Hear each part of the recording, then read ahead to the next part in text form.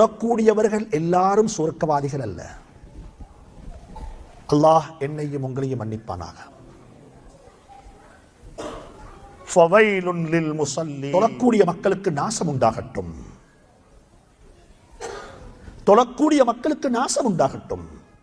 தொழுகிறார்கள், எங்களை குர்ஆன் சபிக்கிறது. நாசம் உண்டாகட்டும்.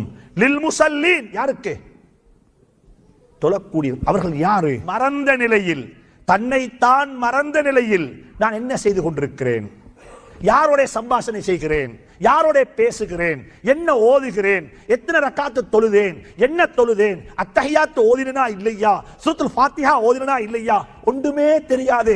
சலாம் கொடுத்தோன்னே தொழுது முடிஞ்சா அவரை சுருக்கா. இந்த தொழுகைக்கு நாசம் உண்டாகட்டும். நான் சொல்ல இல்லை, யார் சொல்றான்? இது யார் சொல்றான்? அல்லாஹ் சொல்றான் குர்ஆன்ல.